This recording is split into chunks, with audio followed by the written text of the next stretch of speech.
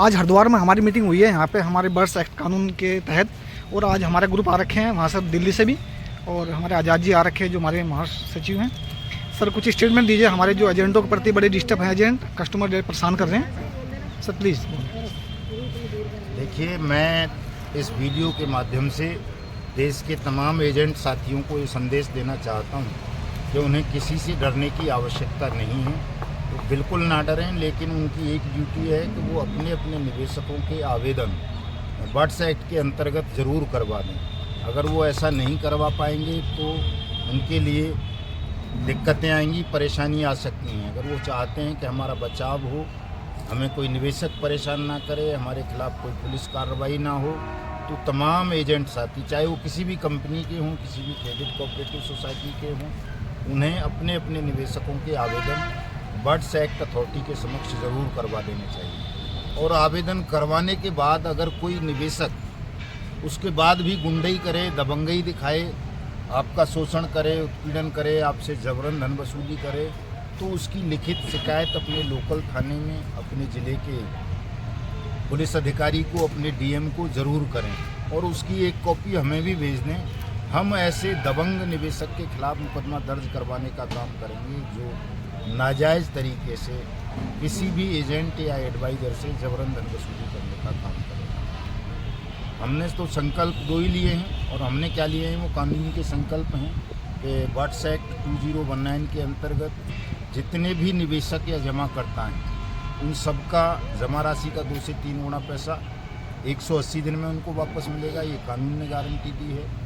और जिन एजेंट साथियों ने किसी भी कंपनी या क्रेडिट कोऑपरेटिव सोसाइटी में काम किया है उनका कहीं कोई नाजायज़ उत्पीड़न नहीं होगा।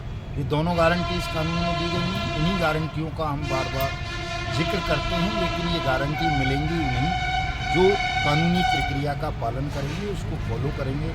घर बैठे किसी को ना सुरक्षा की गारंटी मिल सकती है, ना किसी का भुगतान मिलेगा। लोगों के दिमाग में ये जो चल रहा है बड़ा मतलब कमीनापन है, वैसे तो अच्छी भाषा में बोले तो स्वार्थीपन कहेंगे इसको, लेकिन ये पूरी तरह कमीनापन है कि जी राम स्वरूप का मिल जाएगा तो मेरा भी मिल जाएगा, घनश्याम का मिलेगा तो उनका भी मिल जाएगा, खान साहब का। ऐसा किसी का कुछ नहीं होना है। जो आवेदन करेगा अपने आवेदन की त्रुटियां दूर करवाएगा, पूरी लड़ाई लड़ेगा, पैसा उसी को मिलना है। घर बैठिया कोई आवेदन करके उसका पैसा उसको 7 जन्म में भी वापस नहीं मिलेगा, ये तय है। तो जिनको अपना भुगतान चाहिए वो संगठन से जुड़ें, आवेदन की अपने की पैरोकारी करें पूरी तरह से कि उसमें कोई कमी तो नहीं है। कमी है तो उसको दूर करवाएं, उस पर प्रोसीडिंग करवाएं और उस पर फाइनल आदेश लें, तब भुगतान होना है। घर बैठे किसी भी साथी का कोई भुगतान नहीं होगा। अपने दिमाग से इस गलतफहमी को, इस फितूर को बिल्कुल दूर कर दें कि साहब ये चंद लोग, यशमोह सिंह जैसे, तालुकादार जी जैसे और चौधरी साहब जैसे जो लड़ रहे हैं, इनकी लड़ाई से आपका भी भुगतान हो जाएगा। ऐसा नहीं होगा। सबको अपने अपने हिस्से की लड़ाई लड़नी होगी। इसमें सर कुछ लोग ऐसे हैं मतलब एजेंट को डिस्टर्ब कर रहे हैं, अपने पेपर भी जमा नहीं कर पा रहे, उनके लिए विशेष कुछ? जो पेपर जमा नहीं करेगा और एजेंट को डिस्टर्ब करेगा, ऐसे आदमी के खिलाफ मुकदमा दर्ज करवाएंगे, इनको जेल भिजवाएंगे। एजेंट की जिम्मेदारी नहीं है आपका पैसा वापस करने की। आपसे एजेंट ने सलाह दी, उसने बताया कि भाई ये कंपनी है, इसमें पैसा जमा करोगे तो आपको ये लाभ मिलेंगे, आपकी समझ में आया, आपने कंपनी के कागज़ देखे, पैसा जमा कर दिया, कंपनी ने उसके बदले आपको बॉन्ड दिया, रसीद दिया, पासबुक दी, पॉलिसी नंबर दिया।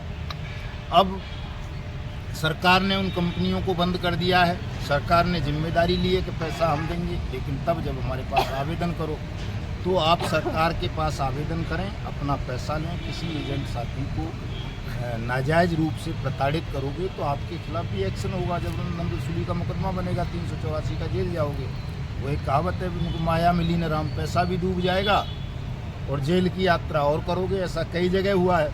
कई एजेंट्स ने जो अब सुसाइड की हैं उसमें वो अपना सुसाइड नोट में लिख गए कि मेरा निवेशक का पैसा था, वो मुझे प्रताड़ित कर रहा था, मैं इसलिए खुदकशी कर रहा हूँ।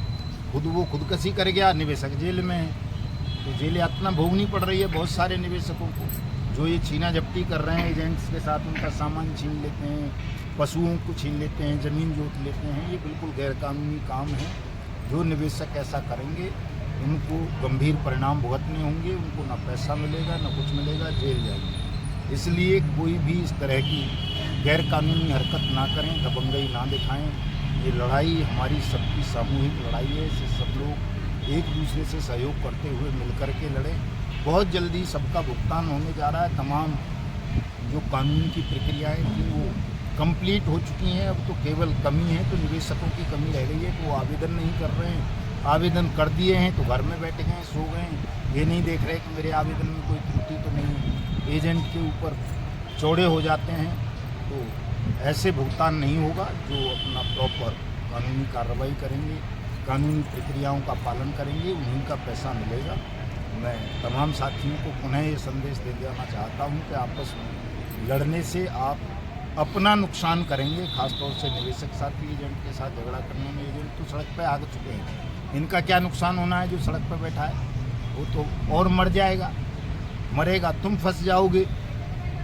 तो निवेशक साथियों की ये ड्यूटी बनती है कि वो जब कानून ने उन्हें भुगतान की गारंटी का अधिकार दे दिया है तो वो इस कानून का पालन करते हुए अपना पैसा सरकार से वापस लें, आवेदन करें। एजेंट उनकी सहायता करेगा, उनको रास्ता बताएगा, इतना सा काम है। थैंक यू सर, आपने ये स्टेटमेंट दिया। आज हमारे हरिद्वार में बहुत अच्छी हमारे ये मीटिंग हुई यहाँ पे, और हमारे आज़ाद जी जो दिल्ली से आए हुए हैं और विशेष तौर से यहाँ पे हमारे लिए आए। और देखो सारे ये हमारे पीड़ित साथी आ रखे हैं। और आज एजेंटों के लिए विशेष मतलब ये हमारे लिए बहुत वो होगा, क्योंकि कोई भी कस्टमर डिस्टर्ब करेगा एजेंट को तो उसे बहुत गंभीर परिणाम भोगने पड़ेंगे। तो सर ये स्टेटमेंट है हमारा। Thank you sir, all the best.